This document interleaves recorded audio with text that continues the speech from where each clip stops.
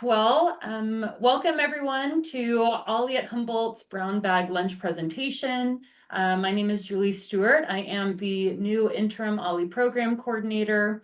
I started April 1st in this position, and one of the first things that I was really inspired by with the OLLI Foundation is trying to get the word out about what exactly is OLLI. People see our catalogs around. You might come to our brown bag presentations. You might see a class here and there, or you've been involved with OLLI for a long time. But what I'd really like to do as the new program coordinator is make sure that we sort of know where our roots of OLLI come from. So that's where my focus is going to be for today's brown bag. Thank you everyone for joining us. Before we get started with my more in-depth, what is OLLI behind the vision, we have our introduction slides. For some of you, it might be a repetition because you come to a lot of brown bag events. But for those of you who are new, let's go ahead and just get an overview of OLLI and good things for you to know. So we like to start with our land acknowledgement. So we acknowledge that Cal Poly Humboldt is located on the unceded lands of the Wiyot people. Arcata is known as Gudini, meaning in the woods or among the redwoods. We honor them and all neighboring tribes by our ongoing commitment to developing trusting, reciprocal, and long-lasting partnerships. Welcome everyone. For those of you who are less familiar, OLLI believes that learning should never end. OLLI creates opportunities for academic engagement, civic involvement, personal growth, and fun for adults 50 and better. Brown bag lunch presentations like today are one way OLLI provides learning and community to members and non-members alike. So thank you all for being here. And this is one of a couple opportunities that OLLI has where if you're a non-member, you just want to join and see what we're talking about, listen to our presentations, everyone is welcome to these events. So this is the slide that we show at the beginning of every brown bag, and this specific brown bag, I'm diving a lot deeper into what is OLLI, but here's our sort of overview that we tell everyone. So we're a program catered to people 50 and better is what we say, 50 and older. Our OLLI hosts one-time or series classes. These run the gambit from science to history to music, technology. We visit local businesses, we go on outdoor excursions. So it really is everything and anything OLLI instructors would like to do. And that's what I really love about OLLI. We do have memberships, so it's $35 for the whole year. When you become a member, you get certain benefits that we'll talk about in a minute. But also, if you are a current or retired faculty member at Cal Poly Humboldt, it's actually only $25. So you do get a little discount there. The membership year goes from July 1st to June 30th. So right now is the best time to become a member because you will get the most bang for your buck because you'll have your membership for all of fall and all of spring. And then next year, you can consider July 1st is when you would really want to renew that membership. So you could get your summer classes in there as well. Sometimes people aren't 50 and they would like to participate in OLLI. Everyone over 18 is welcome in OLLI. But if you are a non-member, then you do get an additional $25 tacked onto your classes because we do want to encourage membership. And we'll talk a little bit more about why that is in my presentation. Here are some OLLI member benefits. If you do become an OLLI member, you do get your lower class fee. You don't have that additional $25 tacked onto your class, and you get priority registration, a time where you are able to sign up for classes and non-members might wait a little bit longer. So for some classes that fill up really quickly because they're a popular class, it would be a benefit for you to be a member so you get that priority registration. You can also get discounts on a Jack Pass, which is like a bus pass that you can take around the Humboldt area. In order to use our scholarships, you must be a member. You get local discounts if you go and get your Humboldt ID, like in this photo. You can actually get an ID that says student, and you can take that and get a discount at the businesses that do accept student discounts. You have access to our library, the tech desk in our library, renting books. That's a really great access. And gym and the rec center on campus, you can use, it's not for free. There is a fee, but you get the discounted rate. And then a big thing is you're added onto our member list where you get reminders about big events, invitations, our save the dates, and of course these brown bag reminders as well. So by being a member, you're more in the loop and don't miss anything. Couple last call for summer classes. We have a self-massage as self-care through the ages. That's coming up this week. So the last day to register for that is today before 4 p.m. So if that's interesting to you, today's the last day to register. So take a look on our website for more details.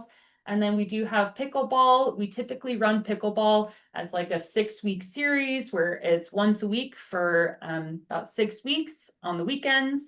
This summer, we did it a little bit differently where it's a one-time session for a longer period of time. So that is something that you would need to register by July 30th, where you learn pickleball, the different rules, regulations, and then you just get to play.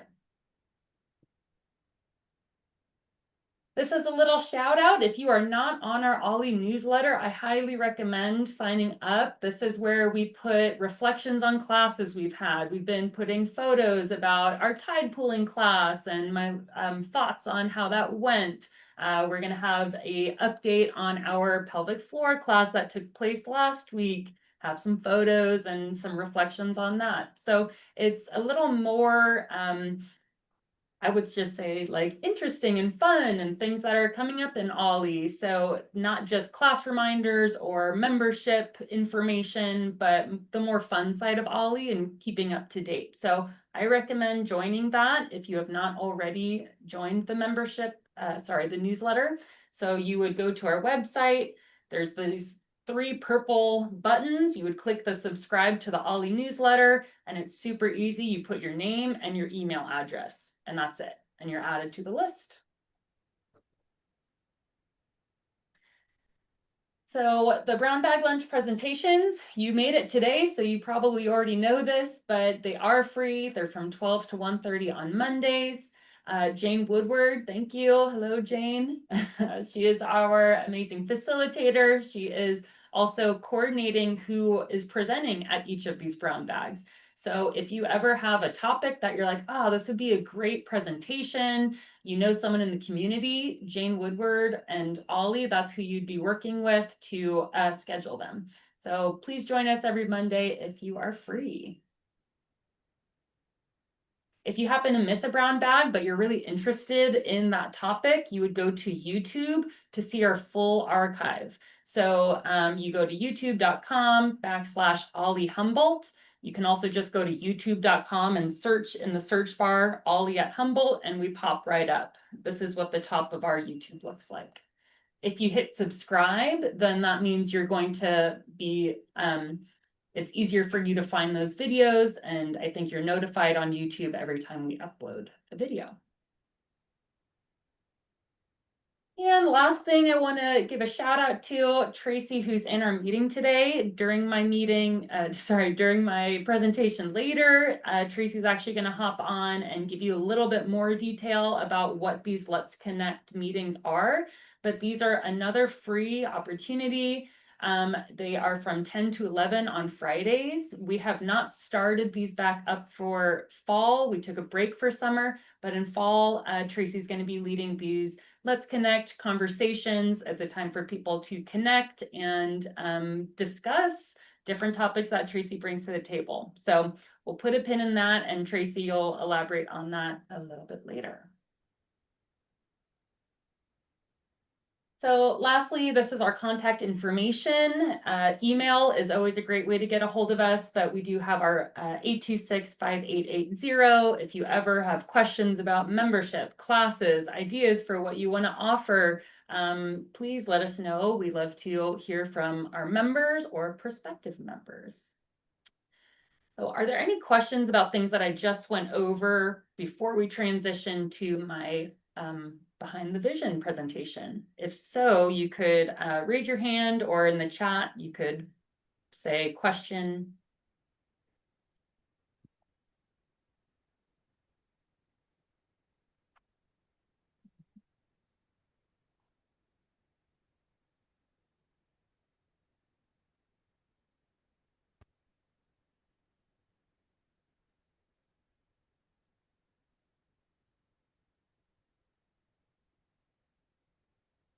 Okay, well, I don't see anyone. So if you do have questions throughout my presentation, I would love to take questions ideally at the end, but if there's something really pertinent, you could really put something in the chat.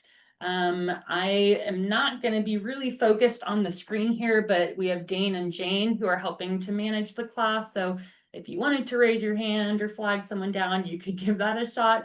But I will have time at the end to take some questions. So maybe just jot that down and we'll do that at the end. Okay, so does everyone see my screen behind the vision? Yep. Bernard Osher Foundation, excellent.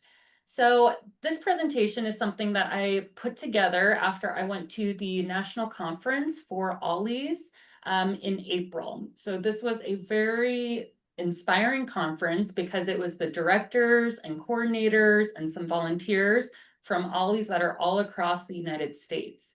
So what we did at this conference is we shared ideas, we heard about what other programs were doing, and really what they worked hard on was trying to instill what is the vision of Bernard Osher and why do OLLIs exist? Because if we can come down to that basic level of what does Bernard Osher stand for, what does an OLLI Institute stand for, and what is that purpose, then that's how we can build our programs and guide our programs really intentionally and make them great and amazing for our community. So I was very inspired, and thank you all for being here, because I think it might give you a little bit of a deeper understanding of sort of why we are here and offering things to our community.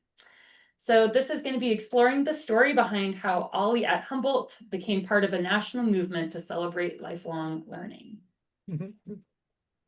Do I get to introduce you? Oh, sure, Jane. I am delighted to have you all here, and it is typical for us to introduce the speaker. This is unusual because Julie is our actual new interim program coordinator for OLLI, and in her first month, she had the opportunity to attend the National OLLI Conference in Chantilly, Virginia, where she connected with directors and volunteers from OLLIs across the country. The conference provided valuable insight into what drives successful OLLI programs and how each institute fits within the larger vision of the Bernard Osher Foundation. She's excited to share what she learned and explore new ways for community members to get involved in this dynamic and local lifelong learning program. She's lived in Arcata since 2009, when she moved from the Bay Area to attend HSU, now Cal Poly Humboldt. She earned her BS in 2013 and began her career in education as an environmental educator, working at outdoor science schools throughout California. Since then, she has contributed to a variety of local educational programs, including outdoor adventures with center activities and after-school program at the Sequoia Park Zoo. Most recently, she taught middle school science in Eureka and began a master's in education at Cal Poly with plans to graduate in December 2025. I want to add on that she is very receptive to good ideas. And one of the first things I did when we went walking one afternoon was say, okay, you went to this conference and you heard about all these other programs and got all these other ideas. Why don't you write them down? And she did that, much to my delight, and presented it to the curriculum committee meeting as we were discussing the kinds of programs to have and consider doing. She's anytime, and this applies to me as well, anytime you have ideas for courses we could give or people who'd be really good at giving them, whether it's classes or brown bag lunches, feel free to contact OLLI because we want to hear about them. Every year I put together, about 30, almost 30 brown bag lunch programs. I'm delighted to get proposals from outside. Not that we accept every one, but it saves me a lot of time finding people to do them. So we're delighted to have you volunteer such ideas and proposals. So here you go, Julie. She's wonderful to work with, and I'm delighted to have her here. Thank you so much, Jane. That was a great introduction. Okay. So besides myself, this is the rest of the OLLI team. So Sei Huang is our interim director of programs, partnerships, and OLLI. She is doing more than just OLLI. She's also doing extended education, but Sei is a big part of our OLLI program. Then we have Dane Oppenborn that emails, and the face might be familiar because Dane, who's also here in our meeting, has been working with OLLI first as a student assistant, and then became, what was your next one, Dane? Your next role? I was a administrative support coordinator. Mhm. And then most recently, the interim OLLI program specialist. So Dane and I work very closely in planning our programs and classes and working with instructors and getting those going. But you notice that he's interim because we actually just hired a full-time OLLI program specialist, Mairead. Mairead Sardina is here in the meeting with us. And we actually just sent out in our newsletter a little bio about Mairead. And so if you're in that newsletter, make sure you take a look today. But we're so excited to have Mairead. She comes with a wealth of experience working with programming, guiding. She's done international travel for a long time and coordinating everything that's involved with that. So Mairead, I don't know if you just want to say hello to everyone and Hi, everyone. I'm so happy to be here and part of the team. I'm very lucky that I've worked tangentially with OLLI since 2018 down at the Aquatic Center. So I know some of you, and I'm very excited to get to know the rest of you. So yeah, thank you so much. thank you, Mairead. Oops. Okay, so I just wanted to put some faces to the names because sometimes you're getting emails or announcements or some sort of communication with someone, but you might not necessarily know who that person is. So I wanted to just put some faces out there for you all.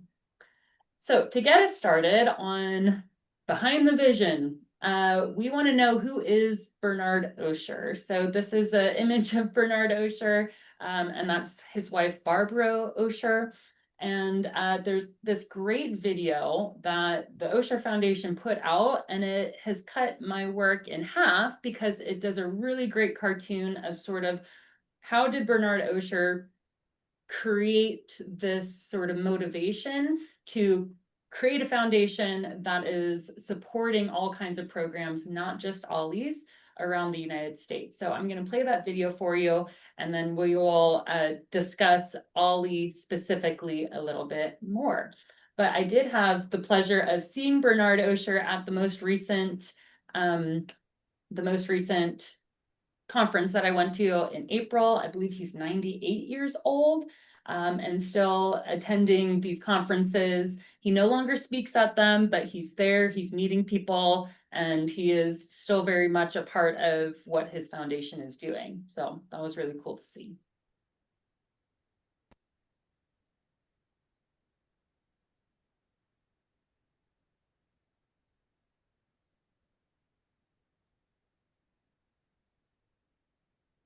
Right.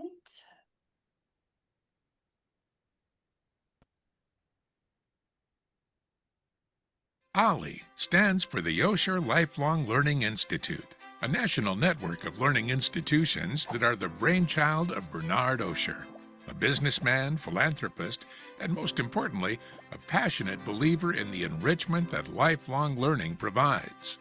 How did the OLLI Network first begin? The roots go back to Bernard's childhood. The son of European immigrants, Bernard Osher had a modest upbringing in Maine, where he was taught the importance of giving by his parents. In the Osher home, altruism was a natural part of growing up. As a child, Bernard would spend his after-school time working at the family hardware store, and sometimes amusing himself at Palace Playland in Old Orchard Beach. Little did Bernard know that the innate curiosity and zest for learning that he displayed while he was immersed in these activities would define his career. Blessed with an appreciation for hard work, the value of a good education, and an interest in finance, Bernard became a gifted businessman. He soon was managing the family business as well as Palace Playland, that iconic amusement park on the beach. Talent combined with experience would eventually lead Bernard to New York City, where he worked in investing, and later to California, where, with his sister and her husband, they co-founded World Savings, which became the second largest savings institution in the U.S. Always a supporter of the arts and an avid collector, Bernard would later purchase the San Francisco fine arts auction house Butterfield and Butterfield. The legacies of Bernard and Barbara Osher began to take form in 1977 when he established the Bernard Osher Foundation. They were both already familiar with the Maine Senior College Network and the Fromm Institute in California. Having grown up in Sweden, Mrs. Osher knew of Scandinavian learning initiatives dedicated to third-age citizens, age 60 and beyond. Somewhere along the way, a vision began to blossom. Bernard knew that lifelong learning for older adults would become a key focus of his philanthropy. In 2001, Bernard funded the first Osher Lifelong Learning Institute at the University of Southern Maine. This would be the first of what Bernard intended as a national network of lifelong learning institutes. Since then, his vision has become a reality, with over 120 learning institutes nationwide. The Osher Lifelong Learning Institutes are found on the campuses of colleges and universities from Maine to Hawaii and Alaska. Each provides a distinctive array of non-credit courses and activities specifically developed for seasoned adults aged 50 and better who are interested in learning just for the joy of learning. The network Bernard had imagined is complete. The National Resource Center, based at Northwestern University in Chicago, is well established and will serve as the connective hub for OLLIs long into the future. Bernard is still much like the boy he was in Maine, staying curious, active, and thriving. He started piano lessons at the age of 80 and surfed in Hawaii at 84. And with Mrs. Osher, he enjoys the arts in San Francisco, remains a patron of the opera, symphony, and ballet, and continues to travel near and far. Throughout his life, Bernard Osher has embraced both the joy of giving and the joy of learning. And thanks to the OLLI Network, Bernard has made it possible for hundreds of thousands of adults to experience those same joys. Truly, a legacy for the ages. All right. Pulling up. That's a wonderful video. I know. I think they did a really nice job with that. I think that it's always interesting, to see a face and a story behind funding. Who is it that is putting forward the finances for us to actually have a program and have it take place, and maybe some motivations. That's always interesting for me to see. And so with Bernard Osher in Maine, because he grew up in Maine, he is a name that people really know. He's very much a part of the fundraising efforts, donations, and if someone is trying to do a big event when it comes to the arts or education, he is someone that is very much involved. And same with San Francisco. I have some friends who work down in the tech world in San Francisco, and when I tell them that I work for the Bernard Osher Foundation, they're like, oh yeah, I think I remember him from 2000. And so it's definitely been around. And the focus of this foundation is not just OLLIs. So the Osher Lifelong Learning Institute, what we have here on campus and that we all are a part of right now, is one part of the many different programs that Bernard Osher is actually helping fund. So his big passion is that higher education and the arts. So you'll notice on my slide, some of the programs that he's funding is the Osher Lifelong Learning Institute, like us, but there's also the National Resource Center. So this is housed at Northwestern University. It is a big resource for all OLLIs. They are putting on our conferences. They are creating the standards that all OLLIs are trying to abide by, right? Making sure that we are offering good quality classes, that we are trying to provide opportunities that are of value to people. So that National Resource Center is there as the hub and helping to take on some of those managerial pieces that Bernard Osher himself is no longer really in the space to do at 98 years old. He's also, I believe, set up a number of, or funded a number of medical centers at universities. Yes, so he's also interested in that integrative health, which if you are interested in more higher education, but also older adults, that is something that it can partner really well, being at a university, but working with people that need more health interventions. So that's something that's of interest to him, and local arts and education. So, oh, the one I skipped over is scholarships for undergraduates, where it's re-entry scholarships. So again, looking at people who started maybe going to college, they took a break, and now they're trying to come back to college. So he's focused on that sort of older adult, making sure people have the resources that they need to continue their education or be healthy. So that's sort of an overview of Bernard Osher's interests and what that Osher Foundation is doing. So the OLLI Network is born out of this passion of Bernard Osher to focus on older adults and quality of life. So Bernard Osher, I think, was ahead of his time, because now we have all this data, specifically from the US Surgeon General's advisory, where loneliness and isolation is now shown that it's really detrimental for people's mental and physical health. So although this was started, 30 years ago, this is now really backed by science that there are impacts of loneliness and impacts of isolation. So these are a couple of things that the US Surgeon General found in 2023. So things like heart disease, dementia, anxiety, premature death.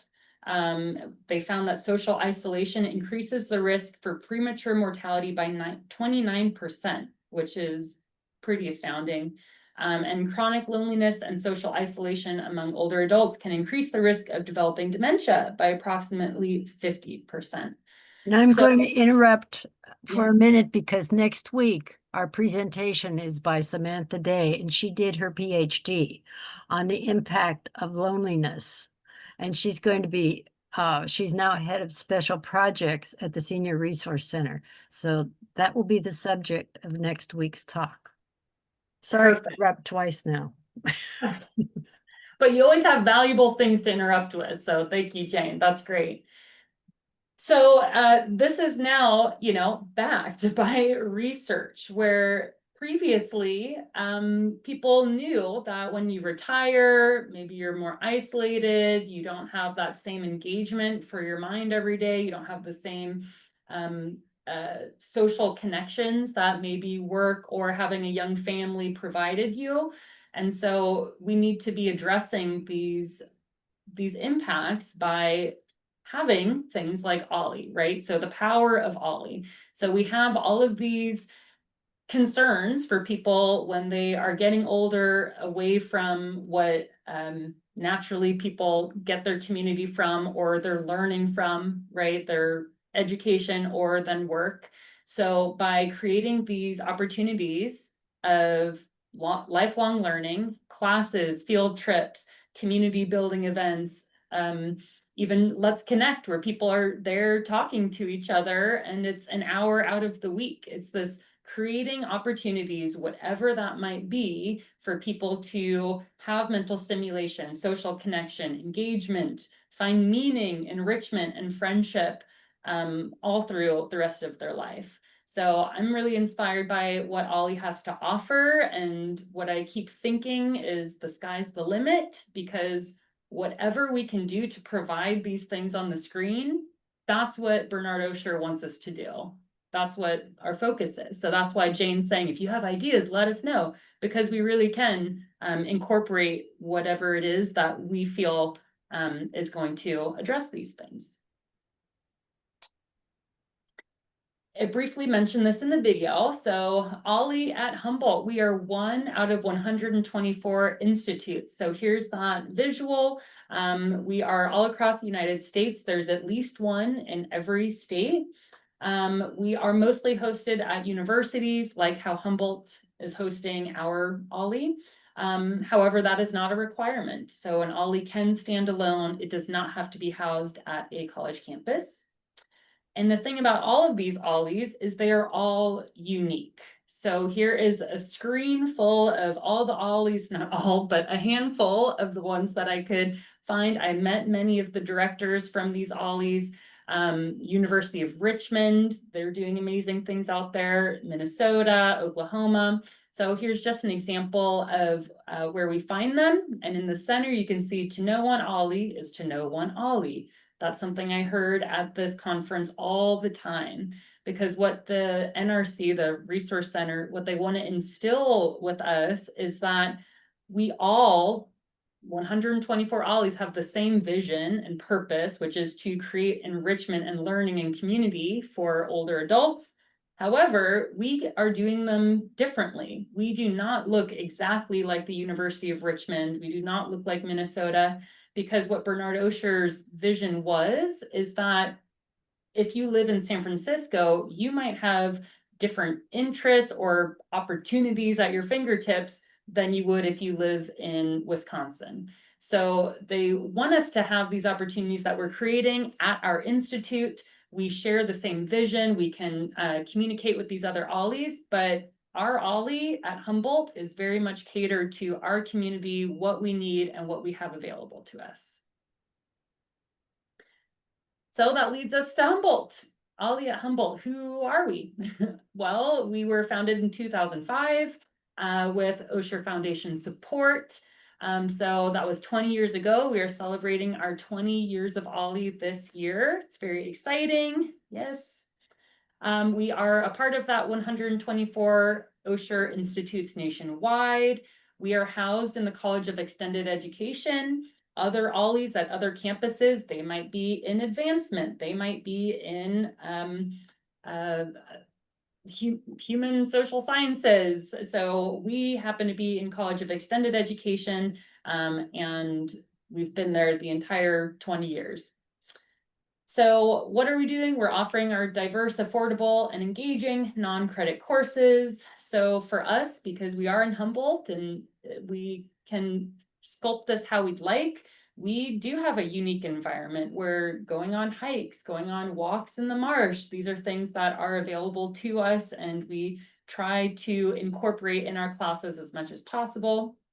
And we have access to Cal Poly Humboldt faculty, which is another thing that I would really love to see us strengthening that bond with campus, getting current faculty, retired faculty into our classes and sharing their knowledge. So we do have our class options and experiences, and it's all guided by the curriculum committee. So Jane Woodworth, Ardith Tregenza. I'm not sure if we have other curriculum committee folks in the meeting. Sorry, my light keeps turning off. But we are running all of our class ideas by the curriculum committee. They're helping us reach out to potential instructors and cultivating the classes that they feel would fit the best for our community members. We currently have 8 volunteers And there is opportunities for that to grow. If people are interested, they would just reach out to OLLI at Humboldt and we would work with them to see if they'd be a good fit for our curriculum committee. So I just wanted to put this in here because oftentimes people might feel confused if we're in the summer, but we're asking people to propose a class for the fall. It's because we're always planning ahead. So there's a lot of work that can be done with coordinating our instructors, finding locations for those, finding how that's going to fit into the schedule. So there's a lot of planning and work to create our catalogs for each term. And so we have our 3 terms. We have summer, that's about 6 weeks long. We are finishing up our summer courses. That's why there's only our self-massage as self-care, that's 1 class, and then pickleball. Those are our last 2 classes taking place this summer. And then we're going to be going into fall starting September 15th, I believe. So fall and spring are 10 weeks each, and we are not following the Cal Poly Humboldt semester timeline, right? OLLI has our own timeline. We are housed in Cal Poly Humboldt, but we are non-credit. We're not part of Cal Poly Humboldt's academic schedule. We're on our own schedule. So we are going into fall, but as we have our fall classes, we're planning for spring. So we always send out a call for proposals to our community, to our newsletter, to our email list of, hey, do you have a class you'd like to teach for spring or know someone who might? Please submit those proposals so we can get that going. This is a quick little timeline. So in August, that's when our call for proposals goes out to our community for spring. So what we would do is we have an online proposal form. It's sent out to our community. If you would like to be on that proposal list and you're like, oh, I don't know what I would want to teach, but I might want to teach something at some time, you could just let OLLI know, OLLI at Humboldt, hi, please add me to the proposal list, right? I want to be notified when there's a call for proposals. If you get our newsletter, you will see it there. If you get our if you're a member, you will see it there. We will send that out with you. But we try to get that as far and wide as we can, because the more people that know, oh, OLLI's taking classes, the more classes we can get proposed, right? So then we go to potential instructors, they propose that idea, they submit a resume, their contact details. Then we review that with our OLLI staff and bring that to the curriculum committee. Then the curriculum committee, they are approving those classes and the planning moves forward and we approve classes, or some classes do not get approved, and that's for a variety of reasons. Sometimes we're not really clear on what that class is about. It's not going to fit in our schedule, so on and so forth. But we really are doing our best to propose all that we can. So if you ever hear call for proposals, that's what we're talking about. We're trying to get as many proposals in so we can start that planning process.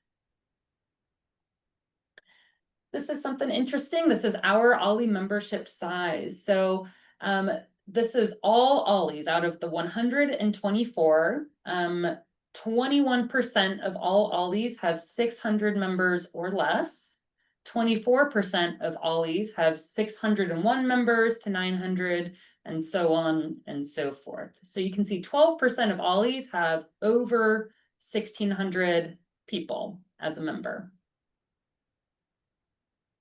How does Humboldt compare with our membership? Well, I'm using last year's membership because our membership just restarted July 1st. So we're currently at like 250, I believe.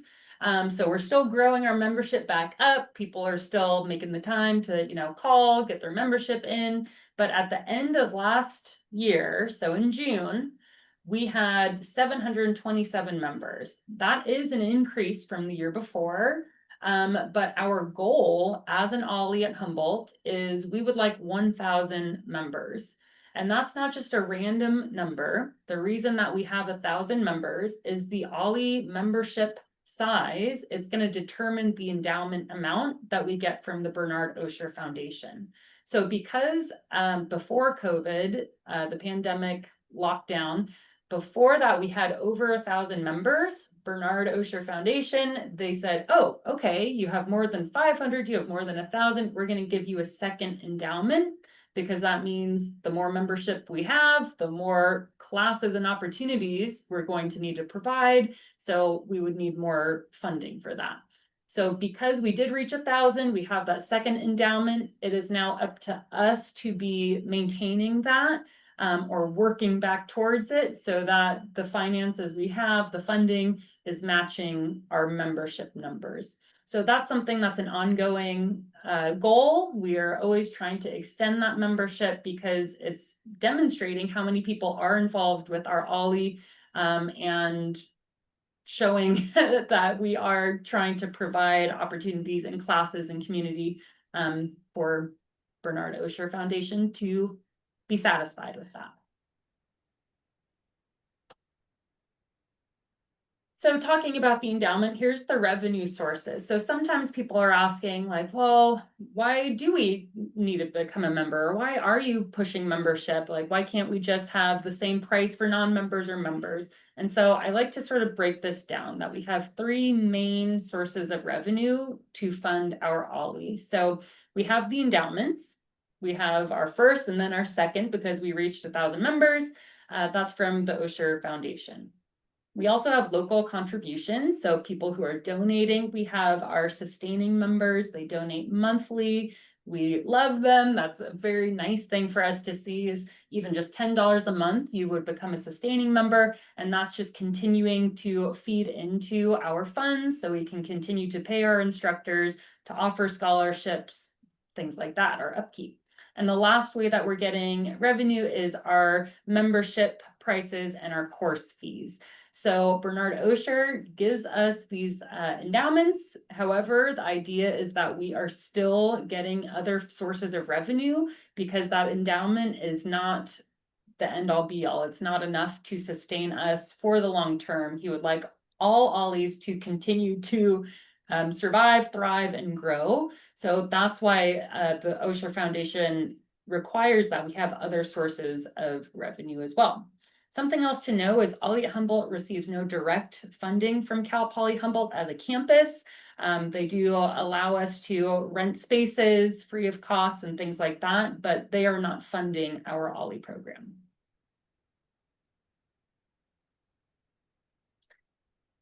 So how are we upholding the Osher mission? Well, we are providing engaging, interesting classes where people can continue learning through their lifetime. So here's some classes that we've hosted in the past and some photos of some of our spring classes. So we've done guided hikes in the redwood parks and forests, sea kayaking on the Humboldt Bay, the magic behind fire and light glassware, so some history and background there. Climate change on the California coast, geology of the California coast, Indian cooking and cultural immersion, tasting tours of local beers, wines, and spirits. So that is just a small handful, but again, you can see our course topics on the right where we do history, science and environment, music, food culture, technology, art, current events, things like that. I want to point out some of the pictures below because it's a good example of sort of the variety of our instructors that we have. So on the far left is Paul Bordeaux. He is an ecology professor and the interim Marine Lab director. So he works up at the Marine Lab. He has a bunch of graduate students that are working as ocean ecologists and oceanographers and helping them with their research. So this photo on the far left is the tour of that Marine Lab with our OLLI students. He's talking about climate change on the California coast. How's that affecting the organisms that they're seeing out in their research? And the photo right next to it is a science experiment that the same class, after doing their tour, they actually did a hands-on lab that is about ocean acidification and how different acidities are affecting the marine animals. And that was a really cool hands-on experiment that just helped make that a more interactive class, and they had a great time doing that. Then the third photo over is Elliot DeBill. He is one of our volunteer instructors and he's amazing. He's also a volunteer BLM docent. So he has a ton of knowledge about the local history, the flora, the fauna of all over Humboldt. He is really amazing and he's teaching 3 classes for us in fall. So we're excited for that. Keep an eye out. This is up at the lighthouse in Trinidad, the lighthouse that you actually have to go through a gate. It's not open all the time. You have to catch it. I think it's 1 day a month almost that you're able to get there. So he was giving us some history of the area and people could go up into that lighthouse if they chose. And then the last photo on the far right, I like to point out, this is Meenal Rana. She is the chair of the child development area. Why is that word slipping my mind? Department here on the Cal Poly Humboldt campus. And what's so great is Meenal's specialty is child development, but her culture and what she loves is her Indian cooking and cuisine. So this is a great example of, this is a Cal Poly Humboldt faculty, but she's actually teaching something that's her and what makes her excited and unique and something she can share with our OLLI community. So just because we are, you know, an expert in a field doesn't mean that you aren't an expert in a hobby or an interest or a passion. So at OLLI, we're really open to it all. If you have something that is not on paper, what you would put on a resume, but you have been doing something your whole life and you are able to share that with someone, that's something that we would love to see and incorporate. Here's a couple other examples. You all know you're at a brown bag lunch right now, but these are free OLLI offerings. So whether or not you're a member, you can be joining with these 2 activities over Zoom, our brown bag lunches or the Let's Connect that goes on Fridays. So being involved with OLLI, you are more in the know of these events and activities, times to connect. So this is leading us to the section where I asked some of our instructors who teach our special interest groups to come and just do a brief overview of what they bring to the program, right? Ways that you can be involved with OLLI that they're going to be able to explain it better than I, because they've been running it for OLLI for longer than I've been here. So Tracy Barnes Priestley is the first person I'd like to welcome. She is in charge of Let's Connect. And Tracy, if you're ready, maybe you can get I'm ready and tell us a bit about this. Thank you, Julie, so much for having me, and I'm really glad you're on board. I think you're going to do great in this role. I want to give a little background about where Let's Connect came from. The year was 2020. My husband and I were in Mexico City attending language classes. I was reading the New York Times every morning on my iPad, and the pandemic was happening. This was in March. And finally one morning I thought, okay, they're shutting down the airport. We got to get out of here. Soon thereafter, my son called and I thought, oh, it's going to be, what's bad? And he said, have you been reading the paper? I said, yes, you know. So we flew home. We flew home to Portland, not our home, rented an Airbnb for a couple of weeks because nobody knew at that point what was going to happen. And then when it became very obvious, this was real, things were happening. So my husband and I decided it needed to come back home. Our kids had wanted us near an urban center, which I understand, but we wanted to be home. But I'm driving down I-5, looking out the window, thinking about the impact that the isolation is going to have on all of us, and thinking about the distinct impact it was going to have on people my age, our age. And I thought, we need to somehow be able to connect with one another.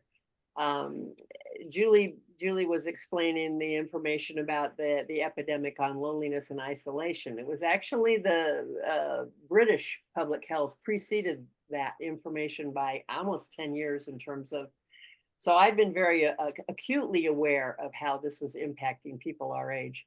So I called OLLI, and to their credit, I said, I just imagine kindly a weekly check-in where we didn't know about the technology. I still kind of don't know a lot about the technology, as Dane and some of the other loyal OLLI staff members will attest to.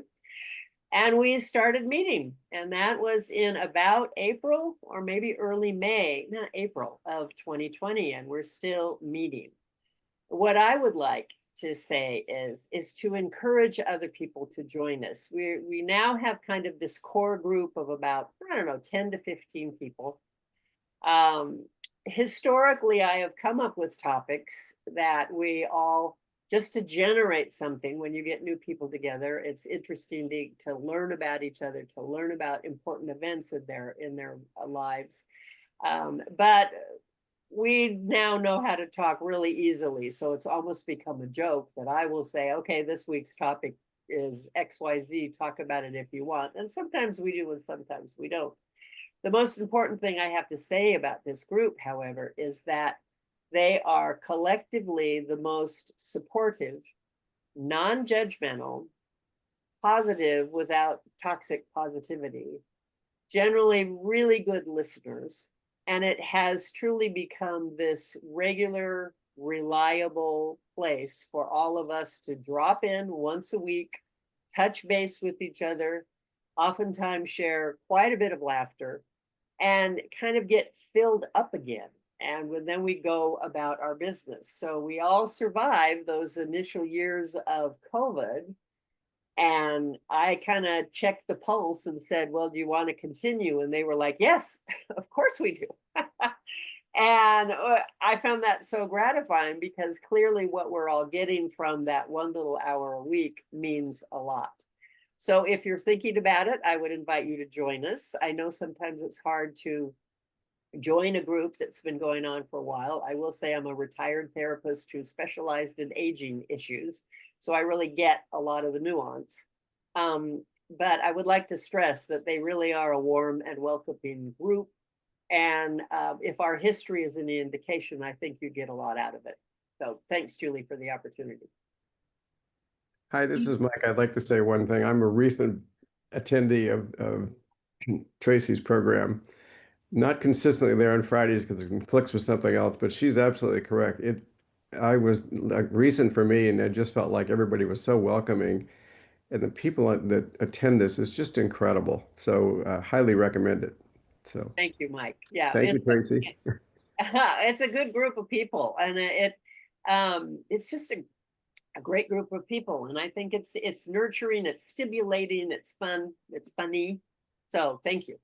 So when the winds aren't blowing on Friday, then I'm at your Yeah. if I can't get out on the ocean. Well, one boater to another, I get that. Right. All right, Julie. Any Great. questions or?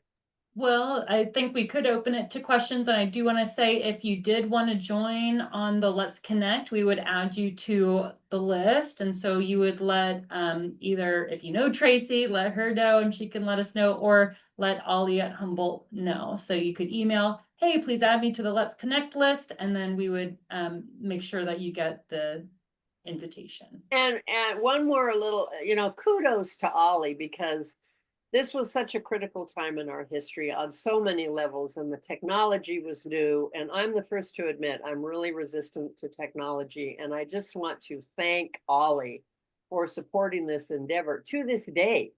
We're not generating revenue for OLLI, where it's not as if people are paying to join us every week. This is a community service that OLLI is giving us. To the point that I say, I'm happy to volunteer my time if you take care of the administration and the minutia of the technology. And bless your hearts, Julie, you continue to do that for all of us. So as a community, I think I just stand with great appreciation for what OLLI does for us. Thank you, Tracy. Are there any questions for Tracy about Let's Connect, or comments? Hope to see you there. Great.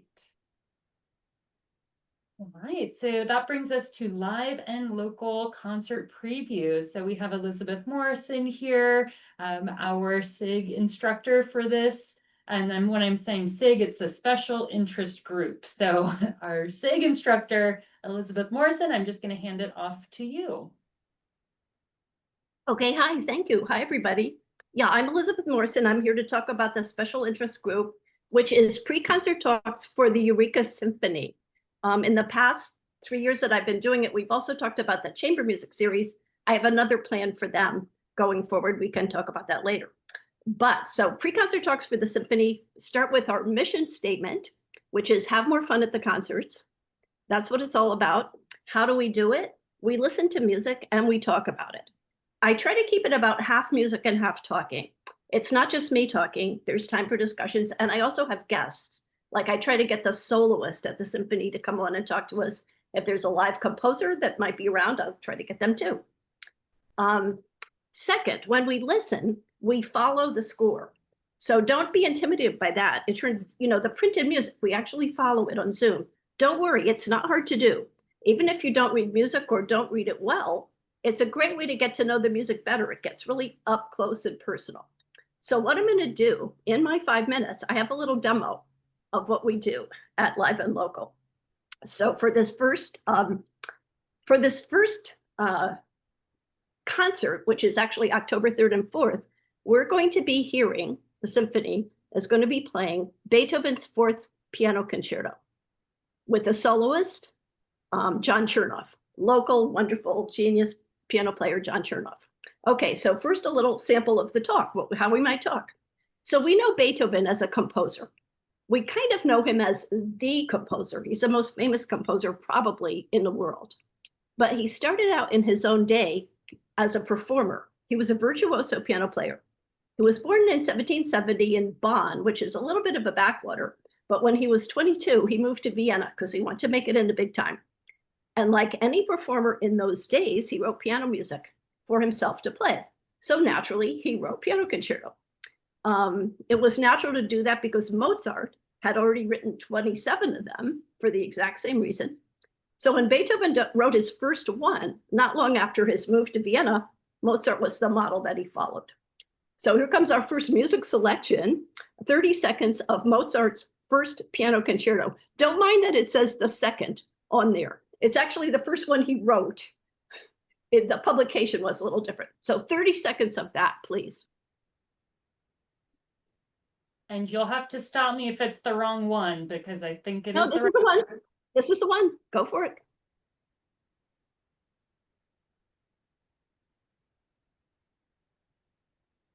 There you go.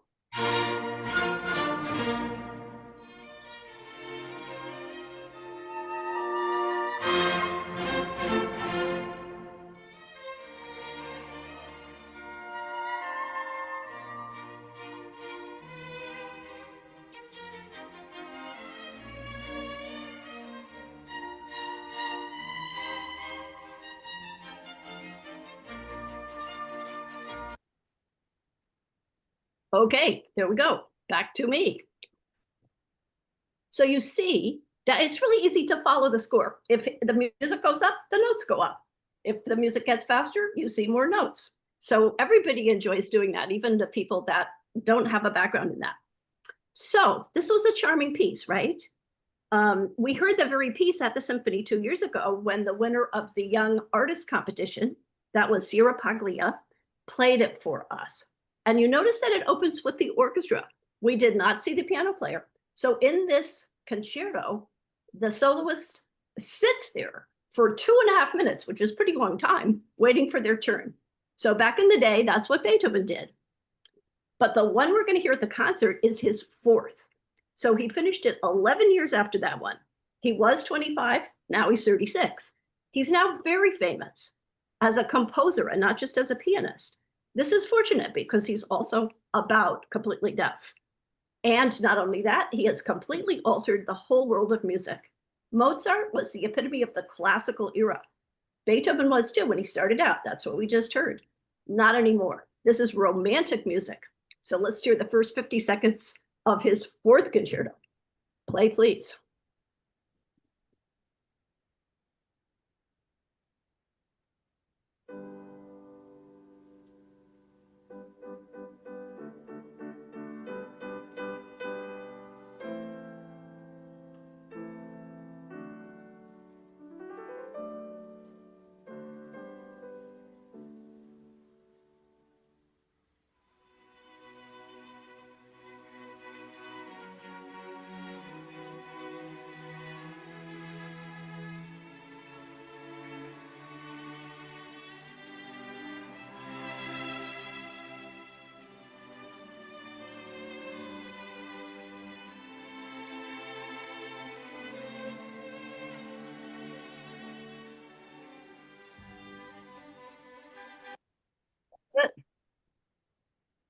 So here, how different that is.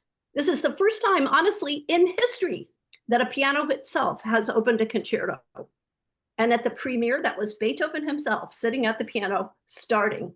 The orchestra is the one now that has to wait.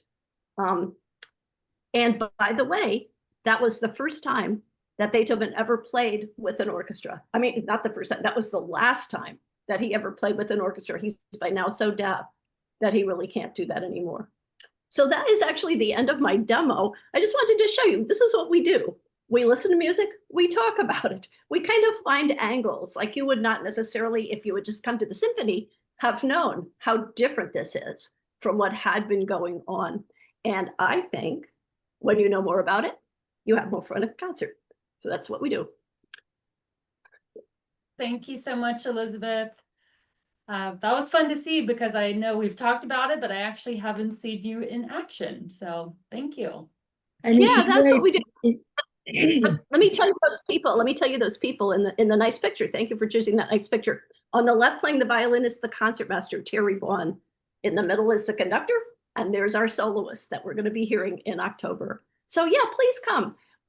We actually added a couple things this year. After talking with Julie, we decided to add a couple things. The first one is we're going to do a kind of intro where I'm going to go over score reading and instruments and all that. Some people have asked me for that.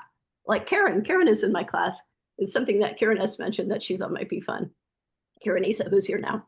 And then we're also adding at the end of the talks, we're adding an in-person meetup, which hopefully we're going to do at Sepentria Winery, where we can all get to see each other in person and have some free tickets to the concert and stuff like that.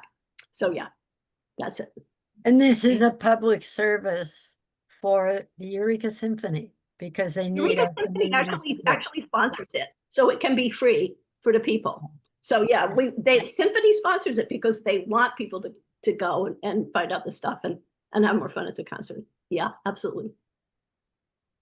Great. So I know Mike is next here because I know you need to leave at 1:15, Mike. So I hope you have enough time. But I've got Mike... a little more time. Something changed, but yeah, we can do this for sure. Okay, great. So Mike is our special interest group book club instructor. So I'm going to let Mike take it away and let us know what the book club gets up to every month.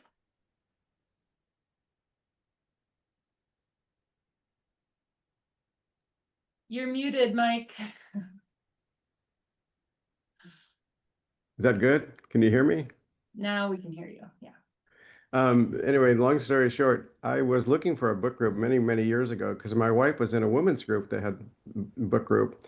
And I searched and went to Northtown Books, and they said, you know what, that's interesting because there's someone that came in and it's a couples group and they just started a book group and here's the contact info. And I thought, great, I'll go check that out.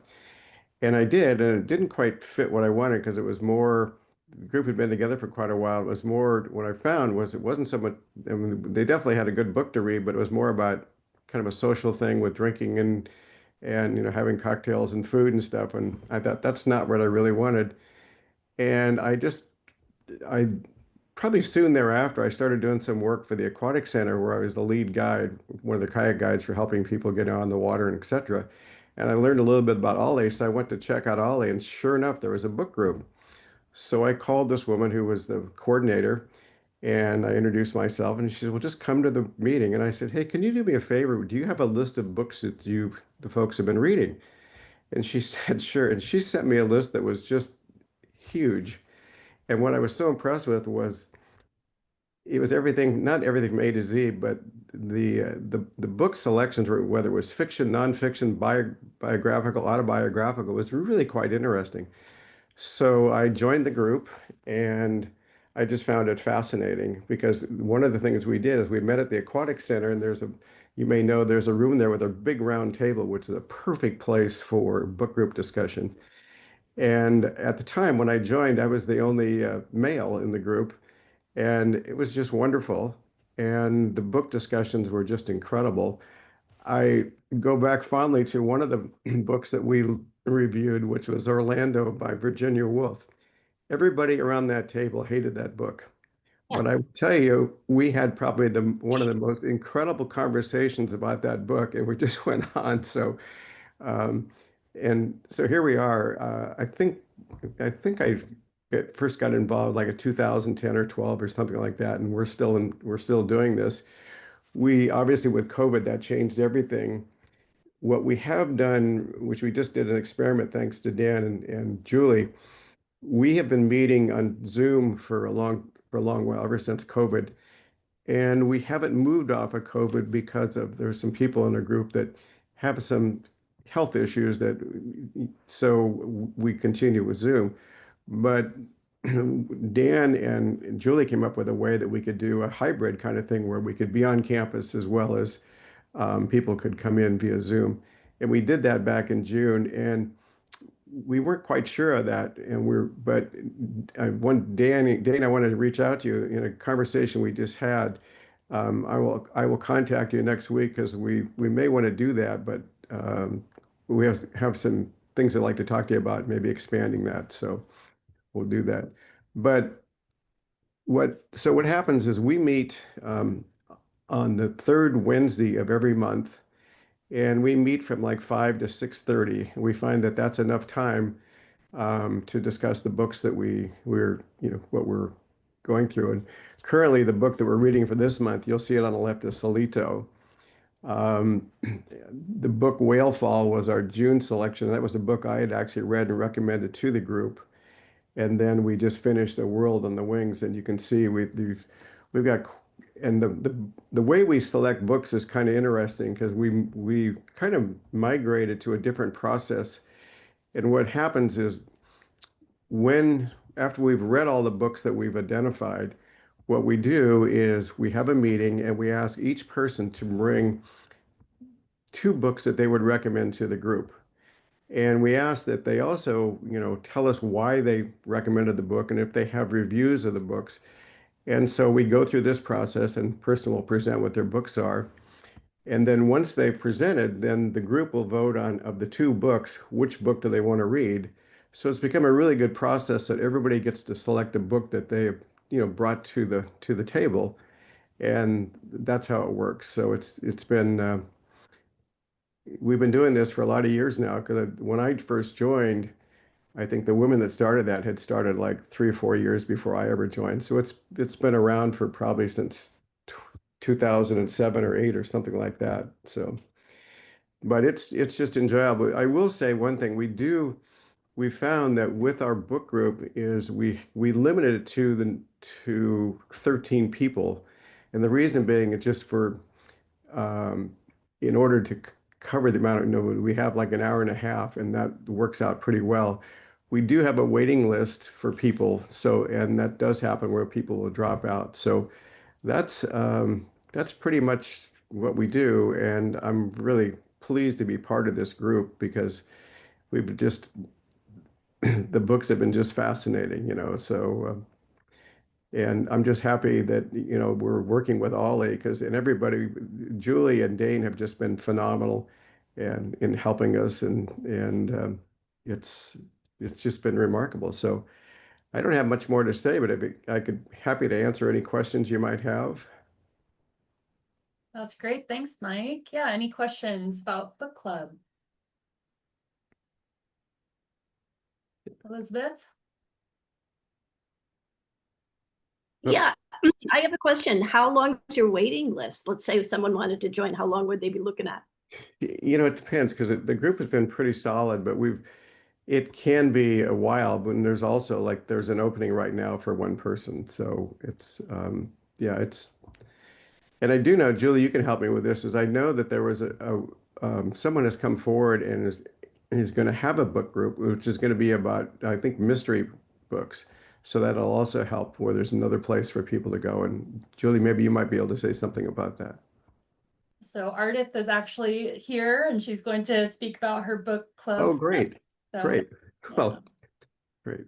And so Elizabeth, yeah, I think that the recommendation is if you're interested, put your name. I think we have it linked online. I could follow up with you, but get on that wait list, and it's kind of unknown how long you might wait for it. But Yeah. we do. Thank you so much, Mike. You're welcome. Our last speaker that is here is Ardith Tregenza, and she is starting our mystery book club. This is the first time that we are offering it with OLLI. So take it away, Ardith, if you want to give us a little rundown. And I did throw up a couple mystery books, but Thank you. those are not books that Ardith necessarily said she's reading with people. I just put up examples. I appreciate you helping me out there. And I also want to appreciate Mike. I was always enrolled, but I never made it to the book club, and he is very welcoming, and it sounded like a great book club. And I really appreciate how you chose the books. So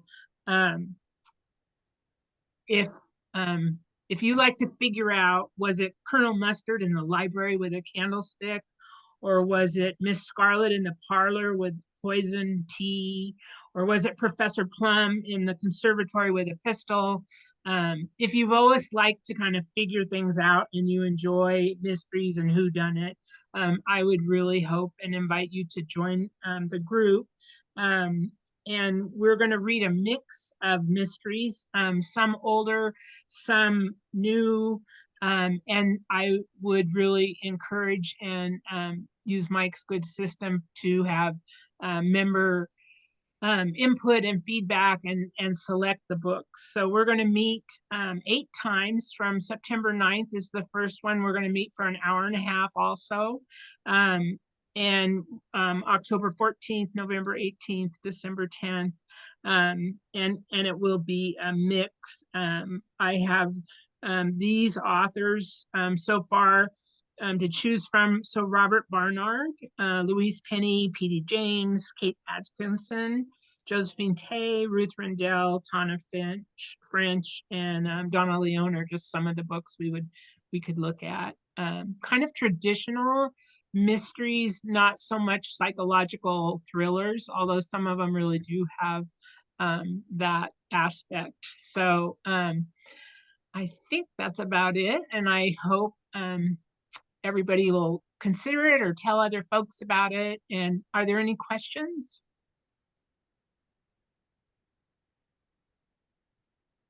I did just want to add that if you are interested in the Mystery Book Club, this is in September, the beginning of September. I'm not sure the exact date. I think it might be September 3rd is when we are opening up our registration for fall. So that's going to be when Mystery Book Club or Live and Local, besides Mike's book club, that's already sort of in process, but all these other special interest groups, September 3rd-ish, I think that's the date, is when we are getting those ready for registration. So that's where you want to be checking your email, become a member. That is something else to note, that the book clubs and Live and Local, those are members only. So you do need to be an OLLI member in order to sign up for our special interest groups. Let's Connect and Brown Bag, that's for everyone. So you do not need to be members for those. And I see there's a question about where we'll be meeting. We're going to be very fortunate to meet at the Cal Poly Aquatics. So we'll hopefully be using that big round table that Mike talked about. And I haven't talked to Dane or Julie yet, or Mairead, about possibly doing Zoom too, if that would work out, or if that would be helpful to folks. So it's I think it's going to be an in-person only book club for now. Okay. Yeah. Any other questions? Great idea. Thank you. Also, I like your sales pitch with the, have you always wondered? I jumped ahead, and I should have had slides of those scenes. Well, thank you so much, Ardith, and thank you to all of our instructors who joined us today. I really appreciate all the time that you volunteer for OLLI and put into these really thoughtful, ongoing opportunities. So thank you, thank you. So I just want to leave you all with a couple ways of how you are involved in OLLI or could be involved. So obviously becoming a member, helping us reach that 1,000 for us to be upholding our endowment promise to Osher Foundation. $35 a year, we actually, I think, are the most affordable OLLI. When you look at all of the 124, this is definitely the most affordable price compared to other OLLIs. We try to keep it low so that it's a lower investment for people, and then it's up to you how many classes you want to sign up for. But again, becoming a member is the best way to help us have a program for longevity and make sure that it's nice and robust for everyone. Do that as soon as possible so that you can be ready to go for September classes. That's when our fall classes get going. And also consider being an instructor. So whether it is your specialty, your expertise from your career, or it is a passion that you have that you've grown outside of a career. We have people that are instructors because they are experienced. For example, Mike is a whitewater or a ocean kayaker. Are you whitewater as well, Mike? Yeah, that and supping. Yeah, supping as well. So that is something that Mike has done for us. And oh, he's also our book club instructor. So everyone in this room is a dynamic person. You have a lot of different pieces of who you are, and consider if that's something that you can be sharing with other OLLI members. So if you are interested in that, you could be doing online classes, in-person classes. You could do a one-time class. You could do a 5-week course where you meet once a week for 5 weeks. So it's really up to what you are interested in and what works for you. You could volunteer your time, or you could be receiving 50% compensation of the class's revenue. So those are 2 options that we have for instructors. And yeah, if you're not sure, reach out and we will be happy to talk to you about your ideas. That is definitely something that myself, Mairead, and Dane, we all love to do, is talk through ideas with people. You don't need to know right away, is this something I would do or not do? Talk to us and we can give you some tips and ideas as well. Can I just make one comment? Sure. Tracy and I have become really good friends. And one thing I just want to promote Tracy, if you want to see something really interesting, she did this thing that was called, it was a contest, which was bucket list, where people would submit, what they would like to do. And you could go to Keat now and look, I think what Tracy, was it 5 years you did that? So there's 5 years of interviews and things with local people and what they did with when they won the bucket list contest, what they actually did. Pretty amazing. So and that Mike, we found Mike when we an 80-year-old woman wanted to kayak on Big Lagoon, and that's how I met Mike. But again, as far as the value of the OLLI program locally, OLLI helped sponsor that for 3 seasons, and it's that kind of community involvement that I so appreciate about our local OLLI, because we have finite resources in this town, and it was a piece that fell into place, so we were able to do that. And anyone that was on the show had to be at least 60, and so I was really looking for those people who truly wanted to do something in the community that they'd never done before. So Mike, thank you for then, and thank you now for the friendship that came out of it. absolutely. Great. I love that idea. Fun.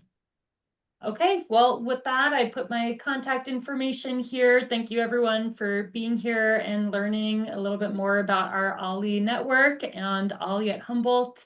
If you ever have any questions, please feel free to reach out, OLLI at Humboldt. And we're here, we're planning for fall, so keep posted. And don't forget to come back next week to hear from Samantha Day as she talks about the ways and variety of things and engagements, how you can combat loneliness and the dangers of loneliness if you want to age well. So look forward to seeing you again. Thanks so much for coming. Thank you, everybody. Bye-bye. Bye. Thanks. Bye. Thank you, Jane. Thank you, Jane. Thank you all. Thank you. Okay.